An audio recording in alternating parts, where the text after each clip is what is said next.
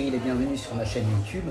Nous allons discuter de l'actualité autour d'un délicieux dîner japonais en compagnie de notre amie Caroline, de notre ami Olivier et de notre ami Antoine.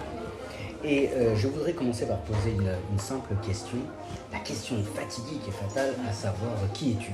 Alors, Caroline, permettez-moi de vous poser cette question, qui es-tu? Alors, c'est une question terrifiante parce que je n'ai jamais pu y répondre. C'est ça qui est génial. Non, mais c'est la question. Enfin, chacun peut se demander qui il est. Non, mais c'est une question, moi, j'ai jamais pu y répondre. D'accord. Donc, et pourquoi tu ne peux pas y répondre? Je pense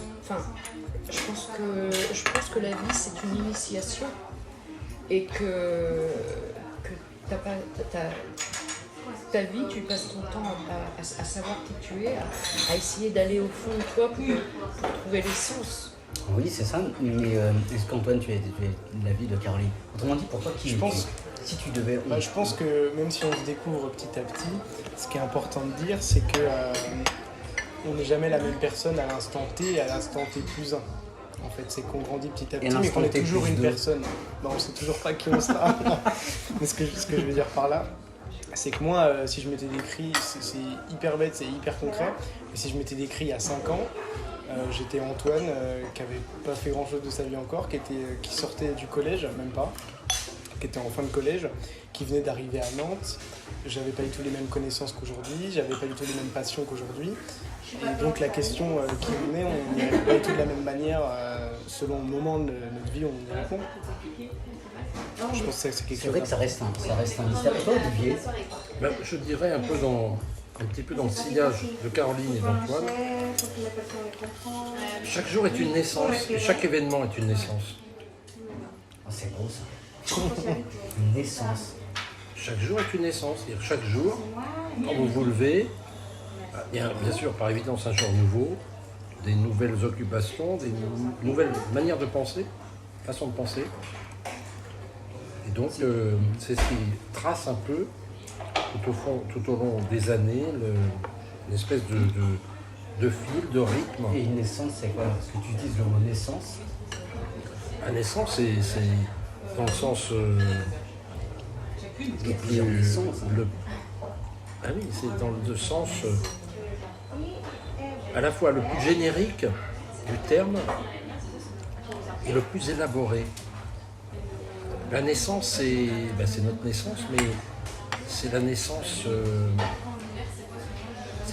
de la vie, chaque jour. La nuit, c'est l'instant de repos. Pas pour tout le monde. Pas pour tout le monde. Pas pour tout le monde. Il y en a qui ont fait de la nuit bien. Mais je rebondis sur ce que tu dis. En fait, est-ce qu'on peut dire qu'il y a une renaissance après cette pandémie? Est-ce qu'on est en train de renaître en fait, après cette pandémie? Caroline, est-ce que toi tu renais? Non. Ça va te surprendre que je dise ça. Je vais te dire pourquoi je dis ça, mais je ne le dis pas par hasard. Parce que en fait, j'avais rencontré le bras droit de l'abbé Pierre.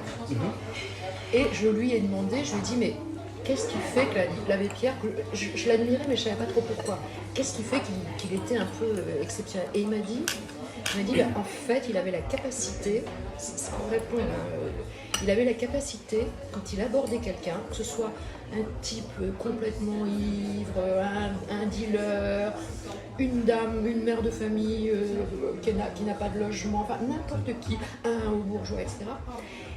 Il voyait, il avait cette capacité incroyable, me disait son bras droit, il avait cette capacité de voir le noyau de la personne. C'est-à-dire pas les enveloppes différentes qui changent tout le temps, d'année en année, mais ce qu'on est juste tu vois, et qui est immuable. Et c'est pour ça que j'ai pas l'impression de naître, parce que je pressens, tu vois, qu'il y a un noyau immuable qu'on perd tout le temps de vue et qui est toujours là. Mais tu vois, c'est peut-être un peu... Mais tu n'as pas l'impression de naître, mais est-ce que tu as l'impression de renaître? Si je prends l'extérieur, ouais, on va au café, ouais, c'est sympa, on est au resto. Alors oui, on renaît, mais en moi, je me dis non, c'est pas, tu vois. Que veut dire renaître en fait? J'ai pas cette impression de renaître parce que je vais aller à la terrasse d'un café. Non, moi, le virus, d'abord, je m'y attendais, tu vois. On savait qu'il y aurait on savait, avec la mondialisation, il y aurait des pandémies, puisque voilà, au nom du fric, on fait n'importe quoi, donc excusez-moi de dire ça. Mais donc j'ai pas l'impression de rien, puisque on savait voilà, c'est juste un passage. Et Que cependant, j'ai traversé, mais je suis toujours la même à mais l'intérieur. cependant, on renaît continuellement tous les jours, à chaque instant. En fait, chaque minute, on renaît. C'est ce que je disais. Mais complètement. Bah oui, Chaque alors minute, moi j'ai pas cette carrément. sensation. Parce que ce que tu disais aussi, ce qui était avant n'est plus ce qui est maintenant, n'est plus ce qui est après. Quel est le plus beau mot? Oui, il y a un mot. Pour toi, quel est le plus beau mot? Mot Oh, le mot. Justement, ça m'aurait aidé à répondre à la question est-ce qu'on renaît? Oui, C'est vivre. Parce que une naissance, pour moi, le premier sens du terme, c'est le début de la vie. Oui. Mais quand on dit se sentir vivant, qu'est-ce que ça veut dire? Ça veut dire je me sens bouger, c'est-à-dire je me sens heureux dans ce que je fais parce que je suis épanoui. Ça a différents sens. Donc, je pense que quand on demande si on renaît après la pandémie, ça veut dire est-ce qu'on se ressent vivre à nouveau? Est-ce qu'on se ressent plus heureux que pendant la période? Parce qu'il nous manquait quelque chose. Ça dépend de chacun, ça dépend des habitudes qu'on avait, ça dépend dans quoi on était épanoui. Moi, par exemple, ouais, je pense que oui, je me sens renaître. Je me sens renaître parce que j'ai découvert plein de nouvelles choses pendant le confinement, parce qu'on était forcés à se trouver de nouveaux centres d'intérêt quand les nôtres étaient dehors. Mais le fait de revoir mes amis, que j'avais pas vu pendant 3 mois du coup, mais que je voyais tous les jours.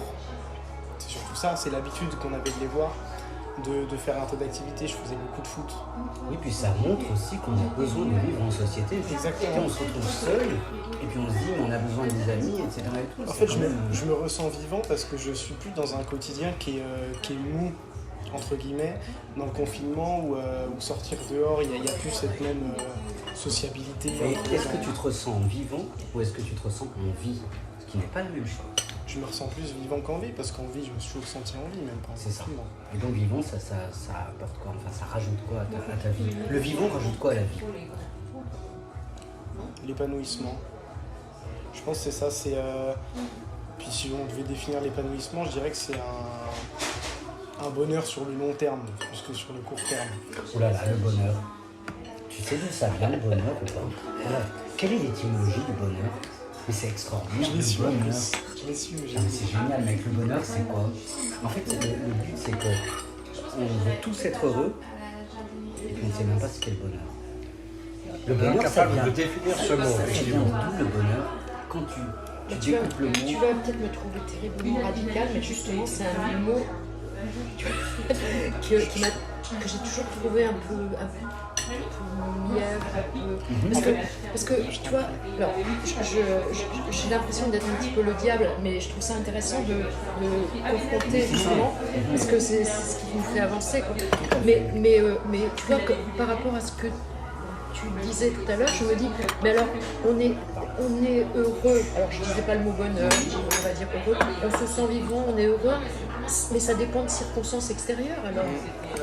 Puisque si on nous confine, on n'est plus heureux. Et ça, moi, je le refuse. Je me dis, c'est qu'il manque un truc. C'est pas qu'on est plus heureux, je pense, c'est qu'on est plus heureux dans les mêmes choses. C'est-à-dire qu'on était habitué à un épanouissement qui était notre quotidien depuis longtemps, et qu'au début, ça fait un certain choc.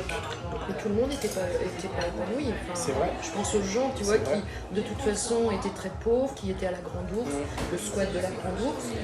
Je pense pas que eux diront, oui, avant La j'étais... Grande Ourse. C'est un squat. Les étoiles? Non, c'est un squat qui s'appelle la Grande Ourse. D'accord. Et je pense pas que eux te diraient, avant j'étais épanouie, et puis maintenant, et maintenant je retrouve et tout va bien, quoi. Moi je pense toujours, tu vois, je me mets toujours à la place des gens qui n'ont rien, mais qui sont quand même heureux, tu vois. Donc ça dépend, qui arrivent à ce que ça ne dépende pas de l'extérieur. Mais je suis un peu radicale. Non, mais c'est intéressant, mais on mélange l'épanouissement. En fait, on mélange l'épanouissement. On pense que la réussite, c'est la clé de l'épanouissement.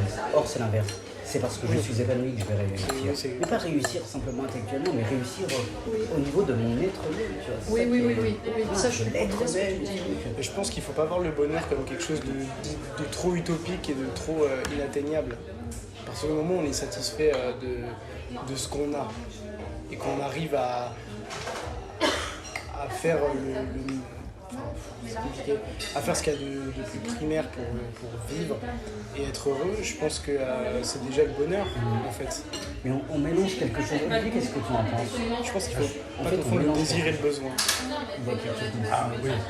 Mais on Je mélange trouve que le aussi. bonheur, c'est en nous, c'est comme je disais pour les journées nouvelles pour la naissance, c'est chaque instant de notre vie doit faire éclore le bonheur. Alors, c'est pas évident, parce qu'on traverse des moments, des phases un peu difficiles, mais je suis d'accord avec Emmanuel pour dire que c'est le bonheur qui encourage à faire certaines choses. C'est le bonheur qui nous encourage à faire, à développer des idées. Et cependant, on mélange quand même le bonheur avec un autre mot. À votre avis, lequel? En fait, comment? La joie. Pas tout à fait. En fait, on mélange le bonheur avec Plaisir. le plaisir, tout à fait. Et quand on